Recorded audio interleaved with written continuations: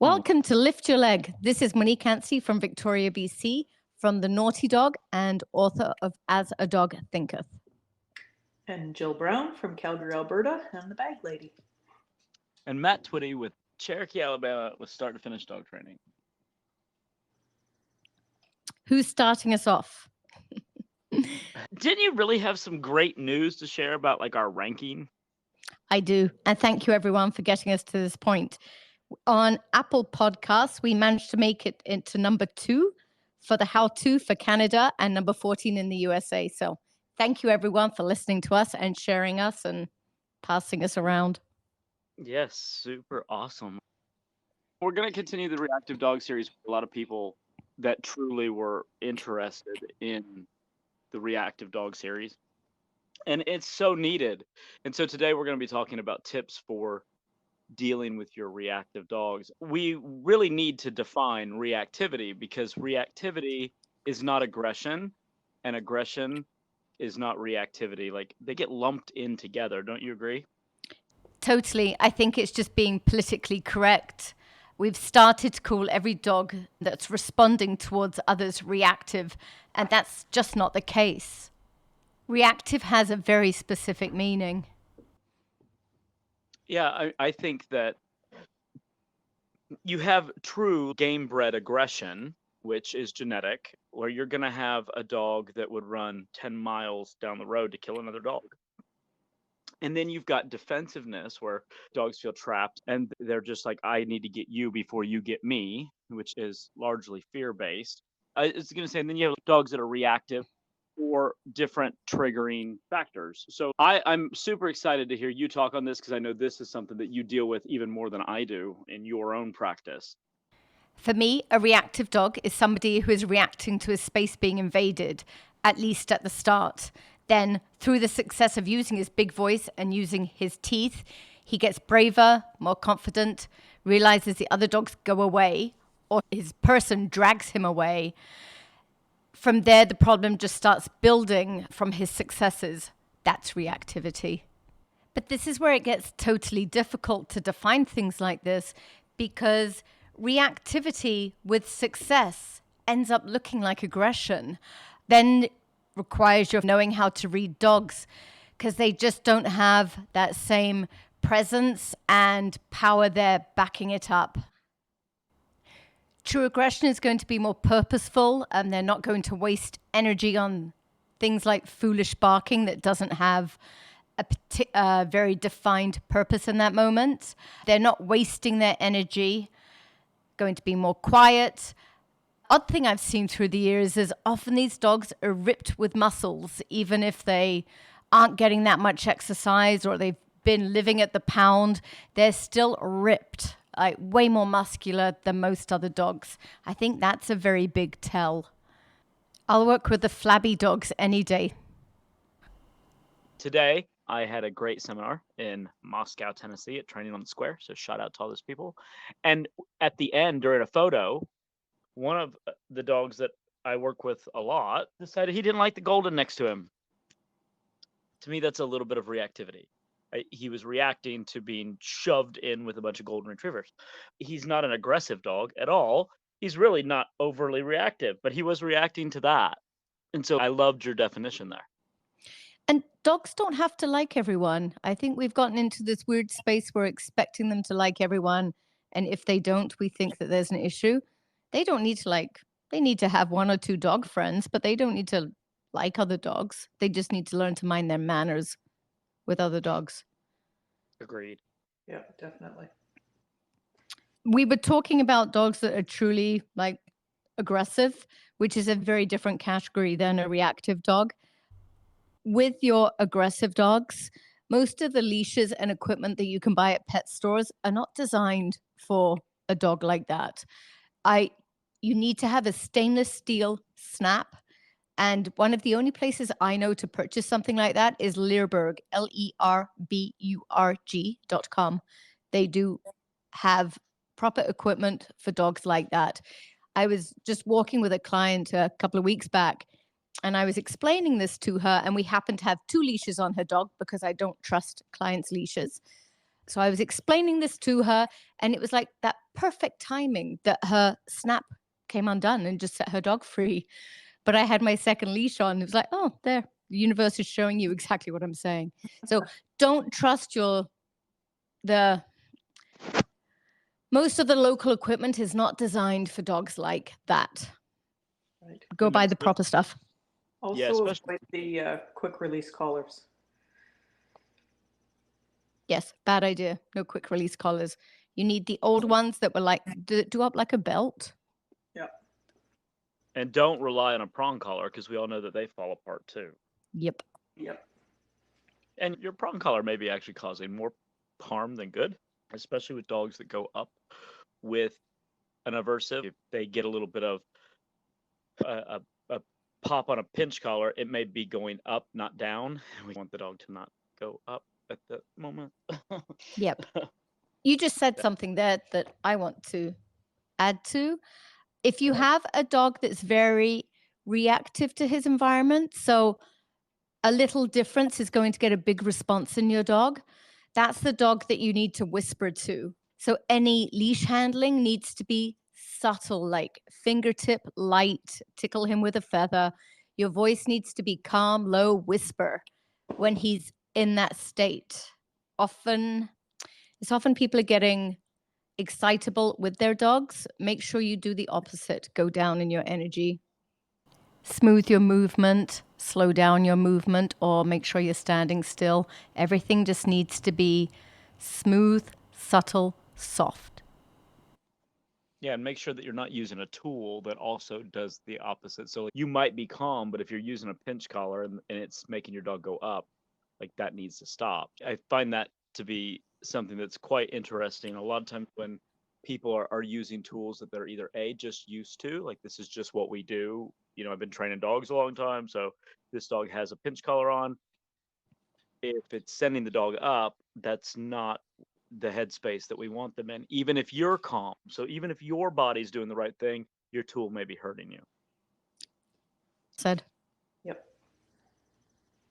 Matthew, you were going to talk about space. I love when I deal with a ton of herding dogs. So like herding dogs are the best at telling you that they need space. So we have a border collie here that doesn't get super along with everybody. She is here for training and I'm just doing sheep work with her, but she has to get along with my pack because I want to take her on walks and exercise her and all that. She is great when we're moving in large spaces. As long as we're moving and we're in large spaces, you would never know that she absolutely dislikes other dogs. It's when we stop moving and we're in tight enclosed spaces where you can start to see her behavior bubble up. I really use a lot of walking and giving space to that dog, and it really helps manage her in that way. Could she do in tight if you're moving or standing still in open? She can do both of those things. Okay. She can do both of those. But she's more relaxed and we're moving. She feels more comfortable in her own skin, and she can be the sweet dog that she is. Thank you. I think that's the same for most dogs too. Standing still is hard. Tight spaces too, really challenging for dogs. And to me, this is why so many dogs struggle in daycares, but are so much better out with a dog walker climbing a mountain. They'll succeed there. They can get along with other dogs. But being in daycare can build some of these characters, even if you're not seeing it. Yeah, it's That's like something that you're always getting on people about in your groups, Monique. In off-leash social, people can't stand still. They have to keep moving. But if it's passing by on a street, sometimes standing still is easier than moving. So it does depend. Yeah. It's like that Orange is the New Black song, standing still is hard. Yeah. It really can be. All right, Jilly, you said be aware. Yeah. It goes back to one of the other podcasts we had where it's do something. Don't just stand there and do nothing. Doing something is better than doing the wrong something is better than doing the right nothing. But just be aware and do something before the evil thoughts turn into evil actions. Try Said. one step ahead of your dog. That's going back to that implied consent. If they're staring at another dog with two ears locked onto their target, they're telling you what their plans are. And if you choose to say nothing, that is implied consent. Yeah. One of my big things is checking the dog's momentum. In the perfect world, and this isn't the case for every dog, because some dogs are not going to be able to give you this, I'm looking for neutral. If I did a fake drop of my leash, is my dog going to stop with me or stick with me, or is he going to shoot off like a bullet? That's how you know if your momentum is at neutral. Another thing I'm always doing when I'm out there too is if someone's walking towards me, I always acknowledge them with my two hips and my two shoulders on that person. So I just swivel my body to where they are so that my dog knows I've seen them. Because I think with some of our dogs, they're just trying to warn us about all the bad things that are out there. And we try and pretend to our dog that we're not seeing it. Make sure they know you've seen it and that you will take care of it. And some of them will just let it go. That's an interesting point because we've been told for years if something is bothering your dog, ignore it. Pretend it's not there and just keep walking. But you just made an interesting point where by not acknowledging it, it's telling the dog you don't know it's there and they should do something about it. Going back to what you said, why would you ignore something if it's bothering your dog?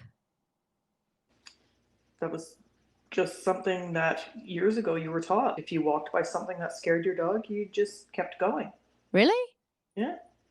I did not know that. Well, Me either.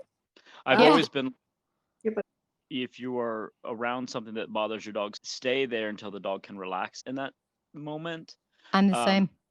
And so, like with reactive dogs, Jill, you brought up a good point just a minute ago, and I want to define it a little bit differently.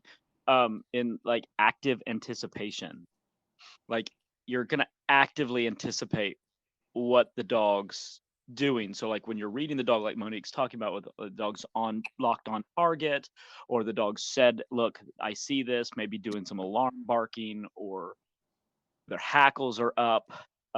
They're giving you some sort of sign. We can actively anticipate this is about to go downhill, and I'm going to make a decision to either interrupt this, redirect this, stop this, whatever we're going to be doing. So I like the idea of active anticipation. It's a great tool. yep, for sure. I like what you just said there, Matthew, because for every dog, it is different. Yeah. I think reactivity is one of those things you can never say never to. So there are certain dogs, if I'm working with a very fearful, shut down dog, I'm going to tell him good boy the first time he barks, because I would rather see a response from him than complete shutdown.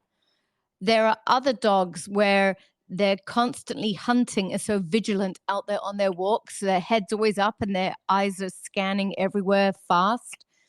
That dog, I want him to start sniffing and dragging me around with his nose down in one of his first steps, because once he can actually relax enough to start sniffing and enjoying the walk, that's a big step in the right direction. So every single dog needs something different. And I think that's one of the hardest things about reactivity is that a lot of trainers just get stuck on, don't let him pull, don't let him look. Some dogs need to look. Many dogs actually need to look. It does depend on breed. You're not going to get a German Shepherd's eyes off something if he's worried about it. And I think they're better if they're allowed to look at it. They just need to mind their manners. We talked about a couple podcasts ago about see it, like where people were overusing this whole see it, and they were feeding into the fear. That's different than you acknowledging what the dog's afraid of. If I walk past a fire hydrant and my dog goes bolting to the end of its leash and is pulling like a donkey, just standing there until the dog says, you know what, I can take a step forward. This is okay. And so like I equate reactivity to not just like snarky, barky, yucky behavior, but also to sometimes to fear, like they're reacting fearfully to something. Just solid leash pressure that is not released while we're acknowledging, okay, I see that you don't like Mr. Fire Hydrant. You're pulling back. I'm not going to move until you take your own steps forward. And when you take your steps forward, then we'll continue our walk. Once you realize that opposition reflex is not your best friend, we're going to take steps forward and we're going to continue our walk. I would handle a reactive dog the same way as I would in that many times. So if a dog is reacting to something, I may tighten leash pressure until they yield to the leash pressure. And then we'll move on. Let's look, your fear, your reactivity has created a tightening leash. It may have created some more pressure on you until you stop that behavior. Once you stop that behavior, we can get away from whatever it is you don't like. I'm But slightly. I don't take them away from it until they're giving me a different behavior. I'm the same with that. In the case of the fire hydrant, obviously it depends on the size of the dog, but I would probably kneel down with my 2 hips, 2 shoulders facing fire hydrant, and I would just call my dog in beside me, and I want them to lean against me. I'd probably just hang out there for a little bit until they're a little bit more confident. Then when they were feeling like they were ready to go forward, I would walk towards the fire hydrant and I would, don't judge me, I would just pet it and talk to it. Hi, Mr. Fire Hydrant, you be a good boy now. And I would walk away from fire hydrant without looking at my dog. Do not look at your dog here. That's the key. And more often than not, every single dog will go up as I've left and sniff the fire hydrant, check it out, and then just continue on with me. And I do similar things to that if I have a fearful dog and a dog's going past. If I have a dog going backwards as someone's coming towards me, I'm going to probably just stop, kneel down with them, call them into me so they're touching me. My body will sandwich them so they're off on the outside. I'm in the middle there. They have a buffer from the other dog and just help them through it. Without words, though. I'm not saying it's okay or anything like that. I'm just silent and stare at the dog that's coming. Silence is key, I think. You don't want to be unintentionally rewarding something they're doing by saying the wrong thing at the wrong time. You know, no. Go ahead, Matthew. I think that there are dogs that all attention is good attention. Even negative attention is good attention to some dogs. It's like, especially those that have just made their owners crazy with their horrible behavior to where the point where the owners have socially abandoned the dog, meaning like they're not spending time with the dog. The dog is a burden to them. That dog would be okay with some negative attention because they're social creatures. We have to be careful. That's why words are hard. Silence is golden for a reason. Yes, I agree. Matthew, your next point. Oh, God. Would you like some help? What was my next point? Never make a reactive dog feel trapped. Yeah, I really like long lines in this instance rather than leashes. And the reason I like it is because one of the things that how we teach poor leash behavior is by putting puppies on a leash and they start pulling, and we don't care that they're pulling because they're little puppies. And so it creates this 90-degree angle. From my hand, the leash makes a 90-degree angle with the dog's spine. That is giving all the power to the dog and making us much weaker at this point. And it doesn't really matter how you hold the leash here. You're still gonna create this 90-degree angle that I don't want. So with all my reactive dogs, I use a 50-foot biothane line and I drop it on the ground and I take their power away by stepping on the line rather than holding it in my hand. It changes the, what's the word that I'm looking for? It changes the angle at which the dog's leash pressure pulls on the leash. And so that way, that change of angle puts me more in control without having to tell the dog I'm in control. When I see a lot of people dealing with reactive dogs, they are on short leashes. The dog is already telling you I'm worried about something or something bothers me. But we're trapping them on short leashes but we're giving them the power. So they're trapped and they've got the upper hand. And so that is one of the things that I want to avoid. So a lot of times when I have a dog that's attracted to other dogs, simply stepping on the line rather than holding it in my hand gives me a 50% up advantage. And dogs that were really reactive with other dogs walking by and all that, just by dropping the leash and stepping on it, I can stop about 50% of that. Because I'm changing there's a word that I'm looking for. I'm changing the physics of how the dog is on the leash has control versus on the long line I have control. So the physics of it is pretty incredible. And I was reading a study about this, which is what made me start trying it. I started trying it based on this study that I was watching, and I would have to try to find it to make it put it in the podcast notes. That's cool. I will think about that. You said about them not feeling trapped. I too, with certain types of dogs, and this again goes back to being able to read dogs and knowing your dog types, I'm going to either start them off leash or on a long line. Probably if I'm doing residential stuff, my go-to is a flexi leash. Same. Some of them just need that freedom. If they're not feeling so trapped, they can do it. They have so much more success and feel safer, and they are more open. They don't feel as much like a pressure cooker when they have that freedom there. I think I do this with a lot of the herding breeds, definitely with border collies and a lot of my Mexican street dogs. I'm starting them in this way. Yeah, and everybody knows, like, I have really liked like a Hermspringer. Like prong collars to me do a lot of really great things. This is just one place I don't use them. And so I feel like the prong makes the dog feel like it doesn't have a choice. It can add to the trapped feeling. So I don't use those here. I typically just use like a rolled buckle collar or a flat collar.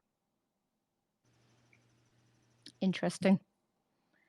All right. One of my next points was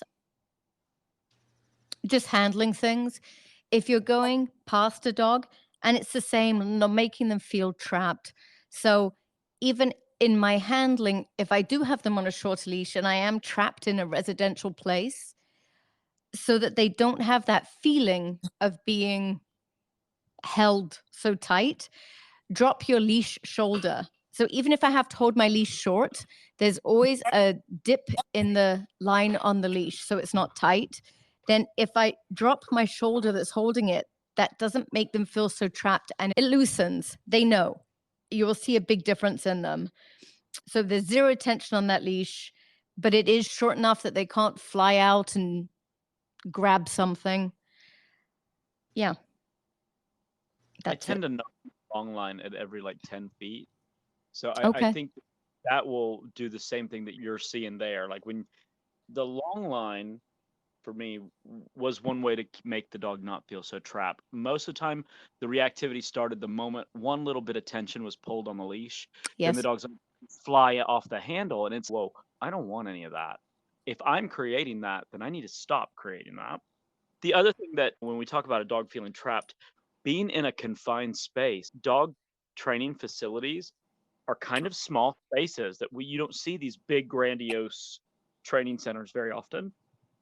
And so their dogs are all in a small space, and like the feeling with my poodle, he was in a very small space, pushed in, dog doesn't know, and he stay away from me. Stay away from me. And there was just a lot wrong there with that space. It's out of character for the poodle. It was simply tight space, strange dogs, and hey, I want out of this. And so I try to keep them out of buildings. If I can be outside, I'm much happier working a dog that is reactive or defensive outside. When you're walking your residential neighborhoods to practice pass-bys and stuff like that, are you still using a long line with these dogs? Yeah. Okay. And then as you're about to pass by someone, you're just stepping on it at the 10-foot mark? At the 10-foot mark. And most of the time, because I've done line stepping work in preparation for recall and loose leash walking, nine times out of 10, that dog, the moment I step on that line, takes its focus off of the dog that it's looking at and looks back at me. So I feel like that line stepping precursor, and I posted a video of my little board and train on my start to finish page of me doing just some long line stepping. Like it's very sheepdogish. It's very hurting, but I find it to be very beneficial. It's like a belly loop. Like a belly loop can be very beneficial when we don't have a way to control a dog any other way. We take young dogs to sheep sometimes on a belly loop. I would handle. I always tell people that are in the park with their dogs that are trying to eat mine. I'm like, hey, can I help you with your leash? And I give them a belly loop, and I can instantly take the dog out of it, focused on my dogs. I'm hoping that's making everybody safer. So I give them that rather than giving them some other tool. I do use leash wrapping a fair bit. What I don't like about it when it comes to reactive dogs is my leash control. The pivot point is like at the back of their ribs, like 2/3 of the way down their spine. Maybe not 2/3. I have a really deformed dog if that's the case. But I don't have control of their head. So I love my belly wrap, but I'm a little bit chicken with it, depending on the dog I'm working with for reactivity. A dog that would redirect, it definitely can invoke some interesting behavior. If the dog is already in a heightened state and you tighten the belly loop, they may turn around and snap at the line. They may turn around and snap at you. That's No, just... I'm more worried because people walking past me where I am are going to be within reach. We don't have big open spaces here necessarily. That person coming by, I need to make sure my dog couldn't reach them. And on the belly band, you just don't quite have that control. No, you definitely don't. Yeah. I tend to work most of mine on that kind of thing before we get too crowded. Okay. Or maybe that's a place to have a second leash on. Could be. A second leash, why? Because then you still have control of their head if you need to.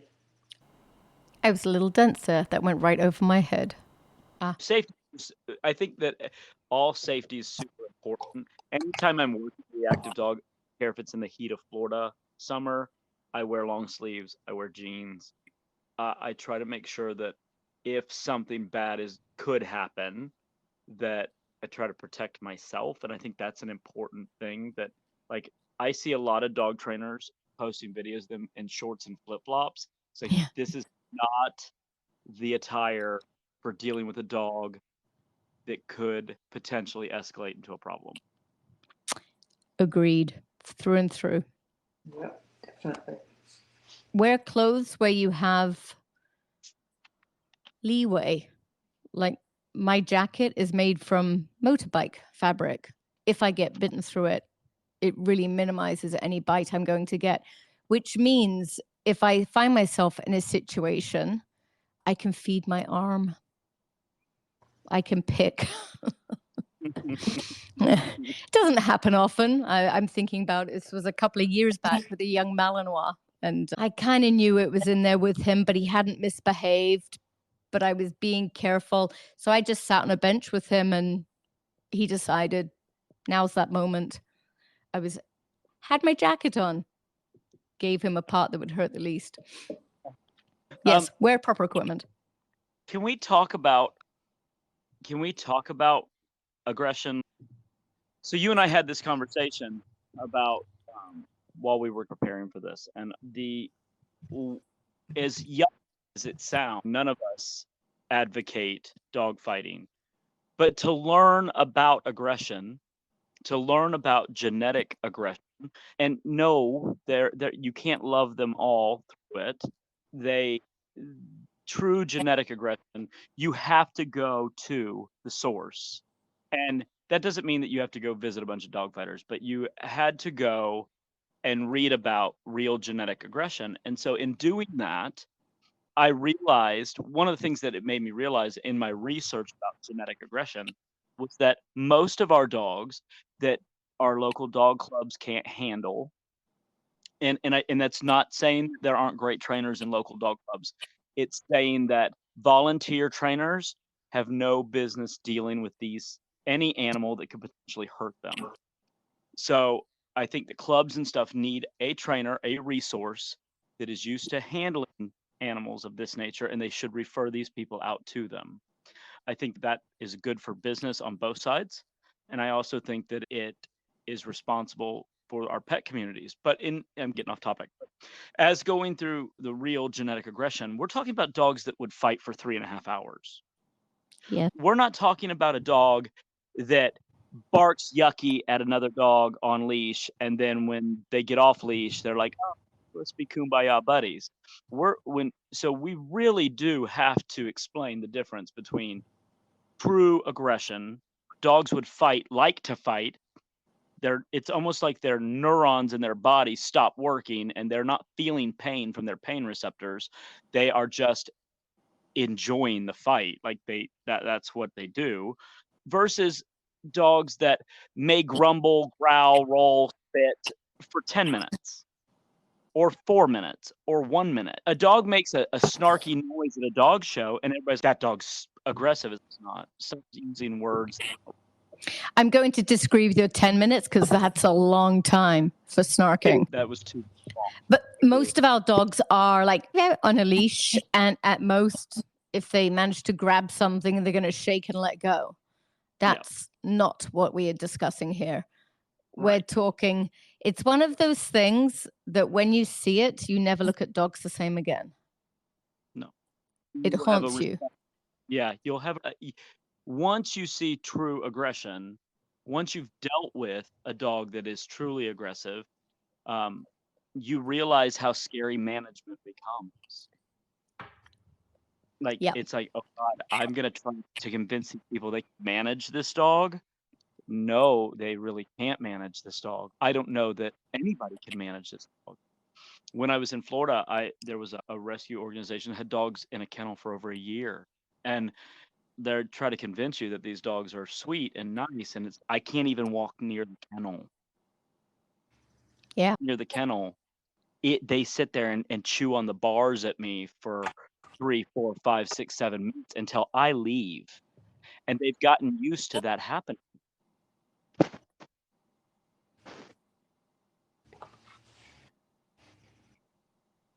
can be pretty scary. I agree. It's a very different picture than what we're talking about. And I do believe when we are talking about dogs like that, they are never changing. You can add management protocols, but you will never change the genetics of that dog. You may be able to space out the number or the time in between fights or desire to fight, but the intensity of the fight will never change. No. In that dog, no matter how much you train, it just comes down to management. I see that right now in the dog training community. I see so many young new trainers trying to take on these cases and just try to squash the dog with an e-collar. The problem with that is that it's just going to boil over. And this isn't what e-collars were meant for. You're going to create a bigger pressure cooker at some point. And they'll argue, oh, no, you don't. But we never get to follow up on these dogs. And so how many of us have had to take on a client and try to explain to them, I'm just evaluating your dog. I know I'm dog trainer number 4 that you've been with. This might not be fixable. And so I think that it's important for dog trainers to protect themselves a little bit. And I don't know the best way to do that other than putting in writing the evaluation of the dog and being truthful. That's not always easy. Being truthful, I think you need fellow dog trainers that you have great respect for, that you can bounce ideas off. Because sometimes in moments like this, I know that I can't train it, but then you wonder, can someone else? And I hate to limit it just in case it isn't me. So referring out to a second person that you trust is also a very good idea in those moments. Yeah, and if you don't have that, I know that there was one trainer that was like, most dogs that they had to refer out, they gave them a statement of, we don't feel this dog is safe at this point. We're going to recommend that you go to another trainer. This might be something more their expertise. I think that putting those kind of statements in writing is not a bad idea. I think that's a good idea, because that is at least saying, hey, you have a problem. We're not able to help fix it, but we recognize that you have a problem that needs fixed. Yes. So I think some of these statements, I think that some dog trainers will have a conversation with somebody, but it's not backed up in writing. I would like to see dog trainers back some of these statements up in writing in order to limit their liability on a dog that they've evaluated that might hurt somebody. And I think too, in some of these conversations with clients, like there's just so much information being shared, and some of it's quite overwhelming that some stuff gets lost. A fair bit of it sometimes gets lost. So Don't you think it's emotional? Like, it's an emotional, like, if your wonderful Pippa decided to go crazy and start biting people, how hard would it be for you to accept that all of a sudden this dog that you love may have a screw loose? yep. That would be an emotional conversation. So I believe that a lot of dogs can be saved. I don't believe they all can be saved. The reactive dogs can be saved. Yes, true aggression dogs, it's going to depend on the owners, their time, their commitment, their ability to keep people safe in the process. It's a whole different deal. Something else I would like to add to that is your street dogs, your little Mexican street dogs, the ones coming from further away. They can't be trained the same as a normal, locally bred reactive dog. They need different ways. They need someone who understands that type of brain, because those dogs act so poor and they feel so trapped in enclosed spaces. So if they are just being taught to walk on a loose leash or residential streets in a tight building, they just panic. They really struggle with that. So those dogs need a trainer who understands and is prepared to tweak their training for them. Yeah, like the Chinese meat dogs that were coming Yep. over the SKUs. Yeah, for sure. Jill, tell us one of your struggles that you had to overcome with Sizzle. There were so many. I know we touched on it in one of the other podcasts about her wearing a prong collar to realize that she didn't always have to be in a rush to do whatever she thought she should be doing. That was enough to just cool her off a little bit and allow her to enjoy herself without being in a panic. But I know that played a big part in it, and I can't pinpoint the other things that I did with her, other than a big part of it was training with Monique and just being around someone who wasn't panicking when she made a bad choice. It allowed me to see her for who she was and realize not everything is the end of the world. But finding somebody who is familiar with the type of dog, the temperament that you're dealing with, and just being able to not necessarily mimic them, but just watch and see how they are around them. Because if you can copycat that, a lot of that will not go away, but will really improve. Just being around you and seeing you not freak out when Sizzle would get snarky with one of the other dogs. Okay. Yeah, Initially, you were quite reactive. You, not your dog. I So, was. so Yeah. that's how you stopped being unreactive, was just being around calmer people who. Yeah. It's a tough one to describe, but really it was just realizing that I didn't have to be so worried about her behavior. It wasn't she wasn't horrible. I thought she was. Yes. Yeah, I never read Sizzle as horrible. I will be honest, you have a breed like a golden retriever that are happy and that love everybody, and then you have one that's I don't love everybody, and I'm sure that's a big change. It's a big shock. How many Goldens had you had prior to Sizzle? 6, I think. And I'm sure none of them were like her. I had one that was worse than her. But no, for the most part, no, they're pretty easy to have. She was a big challenge. I do think there is a breed part there too. Having a reactive golden isn't accepted Exactly. by other people. And there is judgment that comes with that. And some people just won't listen to you and just proceed to do whatever they wanted to do with your dog anyway. Because there is a golden doesn't demand the respect that some other breeds would if you say, leave my dog alone, please. Yeah, like Dutch Shepherd. Yeah. A blue Brent Dutch Shepherd. That would definitely not be like, come pet my dog. Yeah. A Cane Corso. As you're dealing with your own dogs, there's an immense amount of like shame. Oh, I'm a bad trainer because my dog acts this way. No, it's temperament is temperament. There's no shame in your dog's temperament, and I do see this in the sport community a lot. Dogs act up at a dog trial. They bark at another dog. They do what, and everybody loses their mind. It's look, this is just what dogs do. Like you do realize that you're dealing with predators, right? They're opportunistic little predators that we have fallen in love with. They're still opportunistic little predators. Yeah. I mean, it's just the way it is. I think Caesar said one of the funniest things. He said, in Mexico, dogs are dogs. In America, dogs have birthday parties. Exactly. Exactly. Said. Yeah.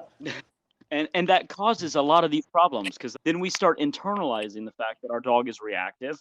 Your dog's a dog.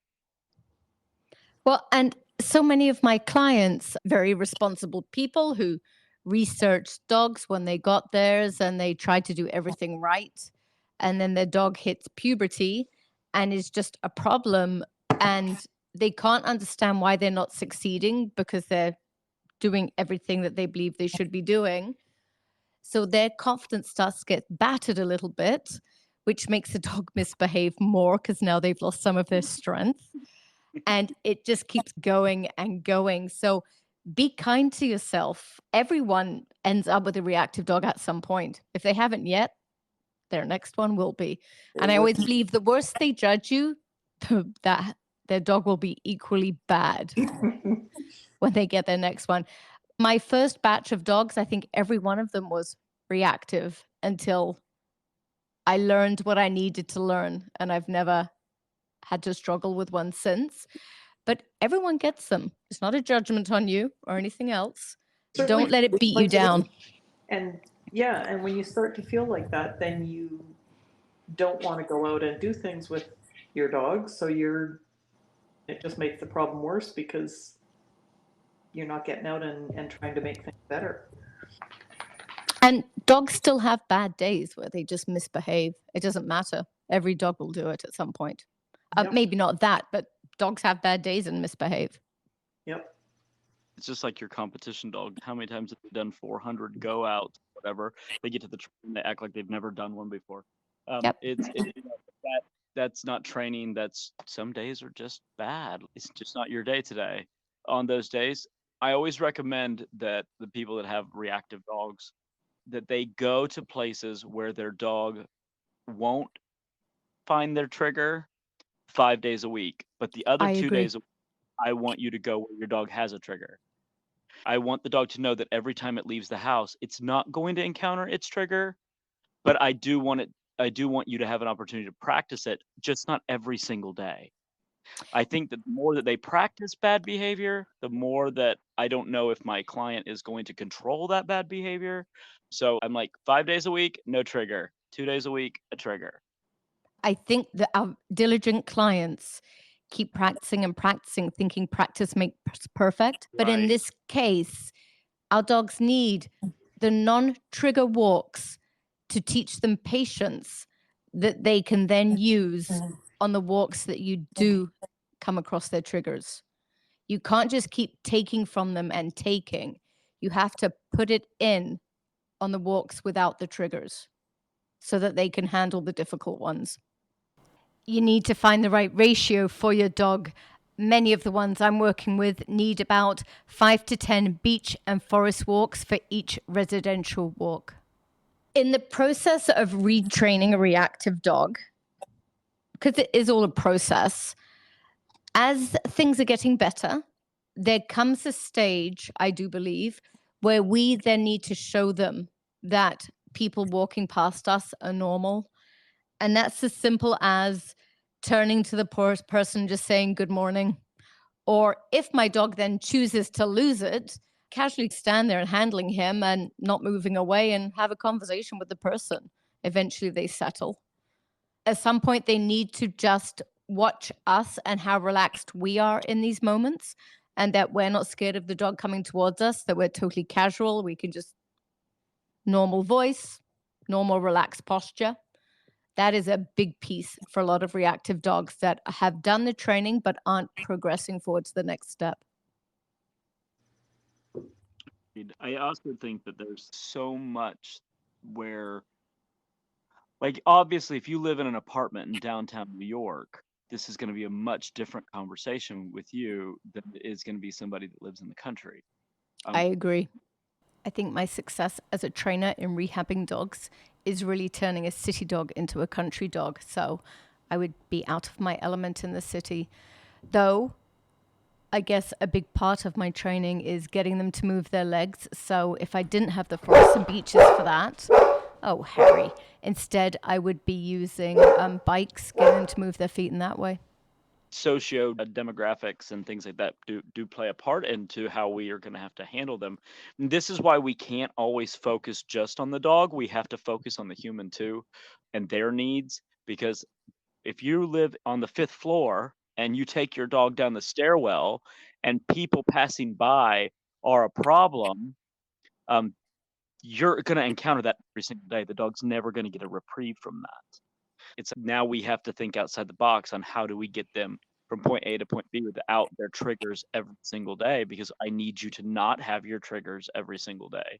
I need you to not feel like every time you're on a leash, you're trapped and you're going to encounter something bad or that you deem bad. I so agree. And I think with some of those dogs, certainly not all, I'm going to use something on the dog that can take their focus off the person and put it elsewhere.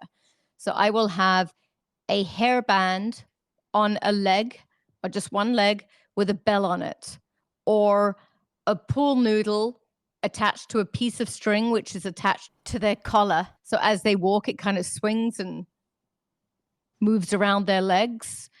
Or shop in your recycling container and attach something there to their collar so it's banging, not banging like loud sound, but interfering with their leg movement. But I mean, I'm talking a little piece of plastic lid off of something like a salad container. I'm going to do something that puts their focus elsewhere.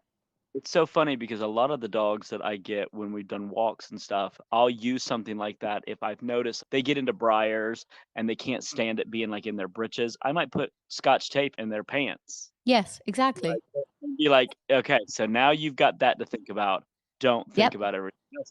But like, I only find that like about 40% of the dogs, like I've got an Australian Shepherd here that it would absolutely work on, because if she gets a piece of straw in her britches, she can't walk. Like she can't think about anything else. And I'm like, Panda, let go of it. It's fine. It's a piece of straw. And she's just like, I can't think about anything else for this straw. I love that. If I'm gonna have a reactive dog, I really want them to do that. And Scotch tape is my go-to. I love Scotch. I've never done that. I love that idea. That's so easy. Yeah, it's super easy. And I normally stick it like where their leg, their hock starts, and where their britches, I stick it right in there. And that dog's look at this, and I can get them from point A to point B without. It's so funny that you were saying that. And I actually learned this trick because I had a reactive dog, that I started pack walking, and she got a cactus because in Sebring we had cactus all over the place, and you almost couldn't walk without them. And she got a cactus stuck in her britches, and all these people and dogs were coming by, but she could only focus on the cactus. So I was like, this is perfect. I need more cactus. So I started using Scotch tape there. Eventually, they do become invincible. But this is where I spend my time shopping at the dollar store in the party section. I have entire drawers full of stuff like Hawaiian leis and grass skirts and all this Trust me, silly yeah. stuff, rattles that I can attach to their collars that dangle down. It works. This stuff just works. It takes their brain off of out there and puts their brain in so they can focus. Yeah, and it doesn't take long for them to realize, you know what, I've been letting this go past me while I've been dealing with Scotch tape, and it was Yep. okay. Nothing bad happened. Attached to that, though, we're saying nothing bad happened. Nothing bad can happen if you're doing that. Right. You are your dog's bodyguard. So I never turn my back on another dog. I always face them, 2 hips, 2 shoulders. I'm facing that dog. And if they approached, I'm not going to let them get to my little reactive dog. There will come a stage where I will if they're nice, but I'm just going to block them or throw out a cookie or something to stop them from getting to my dog, because I'm telling this little dog, I don't want you to use your teeth. But on the flip of that, I also promise you will not need to. There may come a time and a place they need to, and at that moment, they're going to know that I was beside them helping them fight. They're not out there on their own. I also have found that there are times where I may use a pet corrector, which if I have a dog that's severely reactive where some of the lower level things are not working, rather than escalate into a bigger correction, the pet correctors really snap their brain out of. I mean, it can be scary. I'm not saying that can't be scary because it's loud and it's air, it's compressed air, but I will sometimes use those, and I will use them almost as a complete negative. So they're focused on the dog. I can't get them to stop, no matter how far away I get, no matter how if Scotch tape or not. If I can't get past that, I may use a pet corrector, and I've had actually a lot of good success in using the pet correctors. I think of German Shepherds. I've used them on many a German Shepherd. Yeah, actually, that's who I've used them on too. One of the other things that I think is super important for dogs that are reactive to other dogs is to have a neutral pack. Like without that, my dogs are my biggest tool. If you can't get to eventually be with packs that you can feel safe with, I'm never going to get you past the goal line. My growl class that I changed how I taught now, my first 4 weeks are the dogs off leash together. And in that 4 weeks now, they're becoming friends. Like they're learning how to read each other, how to get along, how like some of them run up ahead. There's 2 boys who are absolutely in love with the German Shepherd bitch. She's a very polite, timid, sweet dog who has to put up with these 2 boys like licking her ears and her cheeks and telling her how beautiful she is for the walk. So she's getting braver, more patient. They might be getting more annoying, but hey, at least they're behaving with this young lady. So just through the process of them all being out there together, they're all learning so much right now from each other. Dogs have to have a dog friend or 2 to teach them. They have to. We can only get them so far without that. They must have dogs who they can get along with, that they behave with. The So, like, neutral pack is so important. Yeah, so like my puppy Rio, he left his siblings at 6 weeks. It was I had another bitch that would nurse him, and he had other little siblings he could have. But I put him in with the other puppies at 6 weeks, and he was a little bigger than they were. But what he really learned was that these aren't my siblings. but I can coexist with them. I can play with them and things. We can still teach each other bite inhibition, and we can still do these things. When it comes to my older dogs, what I find is that they are solidifying that I'm the most fun thing in the world, because my older girls are like, look, we don't want you around. We would like to tear you to pieces. And they're like, and you're annoying, so go away. So he just comes and hangs out with me. So he doesn't find fun in them, but he also has learned to respect their body language, which I think a lot of dogs that are put into single dog households at 8 weeks old, I don't think they've only had 8 weeks of life with another dog. Now you've got them, they've been 3 years alone, and now you want to take them to the dog park. They don't know. And they're going to puppy play groups, and they're going to daycare, and they're only going with dogs their age or under a year. So they're all young dogs. Your puppy needs to be playing with like older geriatrics who are calm, who aren't fazed by the world, but also won't allow him to be a monster. We'll teach him nice manners, that they're not going to overreact if their feelings get hurt. They're just solid and stable. Those are who you need raising your young dogs, not their peers. I don't know if you remember this, but I was raising Ray when she was little, and it was the 4th of July, and I had an old Westie that was here that was boarding, that was deaf. I remember that. Yeah, and so I took him outside with Ray, and Ray was enamored with this Westie because she'd never seen one before. And the fireworks started. He couldn't hear the fireworks. So he was oblivious to everything that was going on. And Ray's hearing them, and she's looking around, and then she looks at him, and she immediately calms down. Yeah. So like that old dog can be such a blessing. Yes. Like even with Rio, who wants to play desperately with other dogs, he doesn't get that chance because my older pack is, you're annoying, learn your place.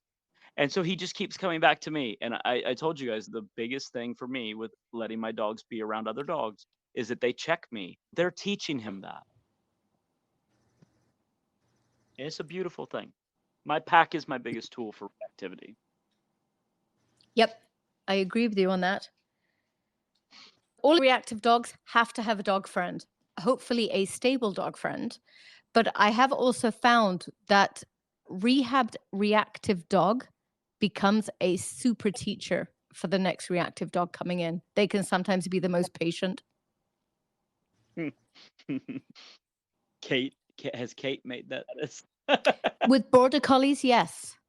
Yeah, borders like other borders. Kate's super with border collies and nothing else. I was going to say, Kate's fine. Kate's great until we're standing still or it's an enclosed space. Yep. So we just don't do that. We don't stop. We put her away somewhere safe first, and then we stop. Okay. Any other thoughts here, guys? This was one of those podcasts that everybody wanted. They want us to keep going with reactivity because it's such a big topic. There's still so much to be said on it, but I really think that this conversation has been excellent. There's so much to be said, and I have so many thoughts swirling around in my head here because we jump a little bit on this, but I don't know how we can be more structured. It's really hard. Again, because everybody's definition of reactivity is different. We have to explain the difference between aggression and reactivity, some fear. You made me have a thought. Can I say it, please? This was one I had earlier. We've spoken about regression, but there are breeds. The working breeds are different. So a lot of them were bred to have regression. Maybe regression is the wrong word, but you have work ethic that overrides. So if I see a very serious German Shepherd, a very serious Rottweiler, there is work ethic there that can override your aggression. And these dogs also respond very well to corrections. Of course, there are some exceptions to this, but work ethic is an amazing thing. The game terriers are just different. They're truly adrenaline junkies that just want to fight. This is a good point too. Sorry. I thought we were going to be able to close, but I have to share that a lot of you that have followed me on Facebook for years will remember Snappy Eddie, the massive show that I took in and rehabbed. He just celebrated his 6th year with his family, and they love him. It's a great little dog. That was a dog that had 6 bites in his bite history, but I was really confused why I had to go get him, because all it took was me just saying, hey, knock it off. There's a lot of that. There's a lot of people that could just tell their dog stop, and they would. There are some dogs that won't, and that's why you need help professionally. But knock it off is okay. Like, all Eddie needed was me to grab him and give him a scruff shake. Stop it. I don't know why I had to drive 14 hours to get him to do that, but it ended up a real thing. Like, it ended up in a good thing, and I wanted to share that Eddie got his 6th birthday with his new family. I work with so many people who have been told they are never allowed to tell their dog off. Mm-hmm. So when these moments happen, they're just frozen, not knowing what to do. And if they would just do something in that moment, they would make it stop. Life would be so much easier for all. So you all have permission. Make it stop. Like you had this conversation about the working breeds, that their work ethic will. I believe that still holds true in even the want to be with people, want to please people with certain breeds. Like Eddie was a Sheltie, and we all think of a Sheltie biting somebody's hilarious. He's a 38-pound Sheltie, so he's a Sholly, and at 38 pounds, his bite's gonna hurt. Like it doesn't matter if it's a Sheltie or not, it's gonna hurt. And he drew blood and bit 6 people. So when I tell you that he was a dog that all you had to do was say, knock it off. And so like when I want to encourage people that have dogs that are like herding breeds or biddable type dogs, it may not be this big extensive rehab. It may literally just be knock it off. Yeah. With a German Shepherd, teach him to down. If he wants to go bark at another dog, just down. Make him lie down. It's that easy with the German Shepherd. Famous last words now. My next German Shepherd is going to be awful. But work ethic is an amazing thing. Or a biddable dog, just tell them that you don't like it. Yeah. We're allowed to do that. And we talked about Anne on the podcast. I took Eddie up to, his name is now Flash, but I took Eddie to that seminar. And he tried to try me in the middle of the seminar, and I just told him to knock it off. I'm like, knock it off. And went back to talking. And he's, oh, okay, I guess I'm not allowed to bite you in the middle of the clinic with everybody watching. He was one of these dogs that when I saw his face and I saw the videos of what he was practicing, I'm like, this is so fixable. Like sometimes you just look at him and know, I can fix this. Yes. Some of them you're like, I don't know if I can fix this. Like you can read the dog. And I knew that he was worth my drive. Like I knew that he was worth me going 14 hours to save him. And I was in an emotional state. He looked like my novice Sheltie. Another purely positive trainer had just basically euthanized a dog that was a friend of mine. And I wanted to do something. Like I was helpless. I felt helpless. I wanted to do something. So I went and saved Eddie because I could save Eddie. And we did. And I'm super, super proud of his owners and the family that has him and the work that they've done with him. A little happy ending. Good. Well done. We're all so quiet tonight. I've been pretty much just an audience tonight. I don't have a lot of experiences with reactive dogs. You do you've had to go through it yourself. The struggles, the mental turmoil, the panic, the not feeling accepted, all of that stuff that everyone has to go through. A good trick for that, when you're out in public with your reactive dog and you're worried about people that are judging you, is to pretend it's someone else's dog that you're training. Because truly, if you're like, sorry, not my dog, and you just go about what you're training, much easier to deal with emotionally than it being your own dog. Oh, something I've done if I've had a dog that's totally misbehaving in that moment is I've looked at people and just because again, I don't move on if they're misbehaving, so I just stand and have a conversation. And I've asked them, "Would you like him?" But yeah, just take it in light. Don't get so emotional in those moments that your dog is misbehaving. If your dog can't get the same rise from you, it really deflates them. Deflates them not in a bad way, but why isn't it bothering you anymore? It changes everything when they're seeing that you're totally stable in that moment. They become more stable too. Yep. All right. Are we going to end this one?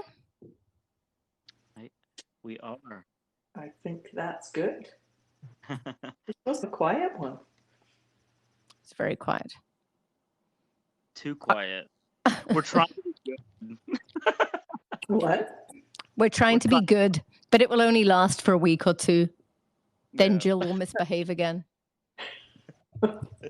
Jill. Please make sure you like, follow, and share. We feel free to give us any of the feedback that you might want to give. We've received quite a bit of feedback, good, bad, and different, and we appreciate everybody that took the time to listen to the podcast, share it. Please keep it up. That's how we have been doing so good on Apple statistics. Super proud of that, and we will see you guys next time. Thank you, Matthew, for buying a new microphone. Oh, you're welcome. See you next Tuesday. See you next Tuesday. Good night.